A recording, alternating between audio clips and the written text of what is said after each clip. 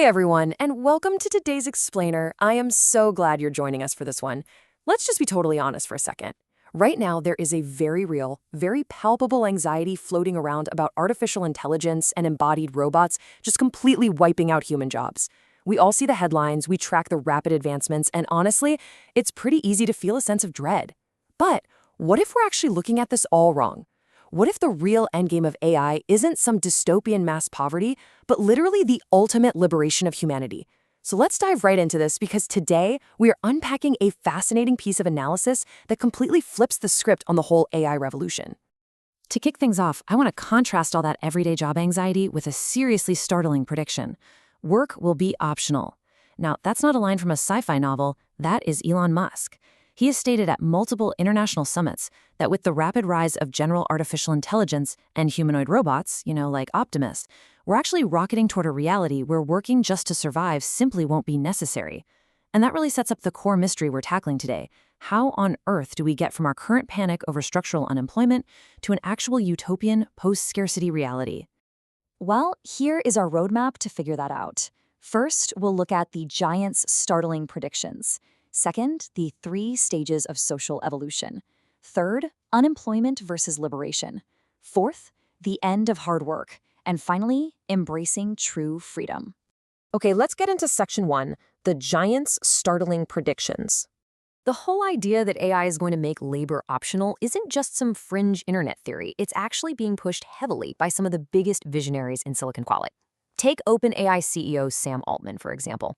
Back in 2021, he published a manifesto called Moore's Law for Everything. And in it, he makes this compelling argument that within a decade, AI is going to create such massive economic value that the cost of your basic needs, we're talking housing, healthcare, education, food, is just going to plummet. Because AI and embodied robots will take over most routine jobs, capital, which basically means compute power and machines, will entirely replace human labor as the main source of wealth.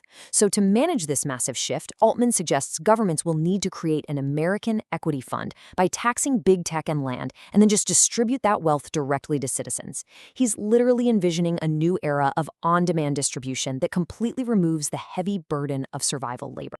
And these tech theories are already bleeding over into real-world politics. This number right here probably rings a bell. It ties directly back to Andrew Yang's 2020 U.S. presidential campaign. He made the Freedom Dividend, which was a $1,000 monthly universal basic income or UBI for every adult, the absolute centerpiece of his platform. He was really one of the very first to thrust this issue of tech-driven unemployment and UBI right onto the main political stage. His argument was that a universal dividend is quite literally the only way to combat the massive worker displacement caused by automation. Moving right along to section 2, 3 stages of social evolution. So how do we actually transition from the economy we have today into this AI-powered post-work future?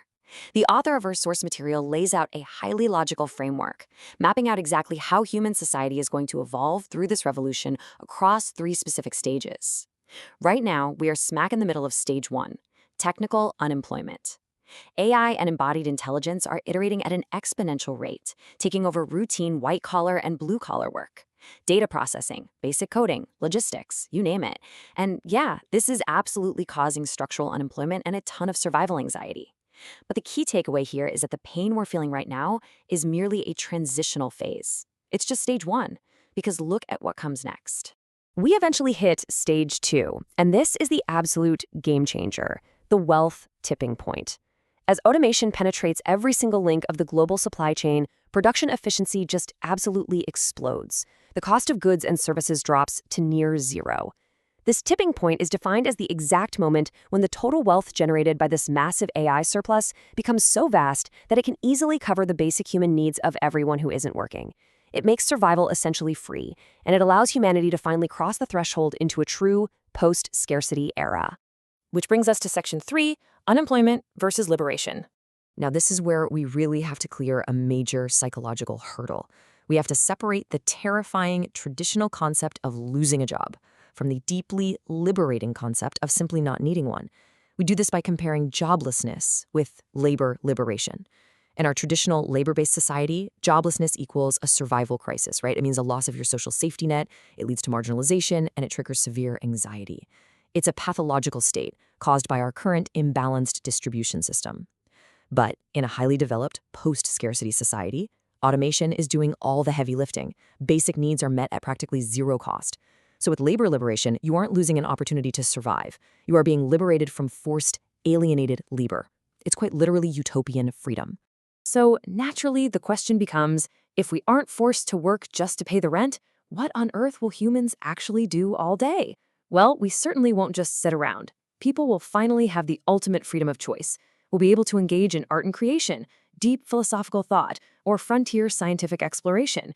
We'll have the time to volunteer in our communities, play sports, or, just spend real quality time with our families.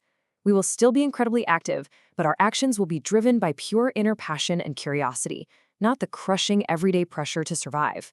We'll do things because we want to, not because we're forced to. Let's look at Section 4, the end of hard work. All right, prepare yourselves for a massive paradigm shift here. We have to deconstruct a deeply ingrained economic belief that literally all of us have been taught since childhood, the idea that hard work leads to wealth. Now, in the traditional agricultural and industrial eras, that was true. Wealth came directly from human physical and mental effort. Hard work increased your wealth and was the primary way to move up the social ladder.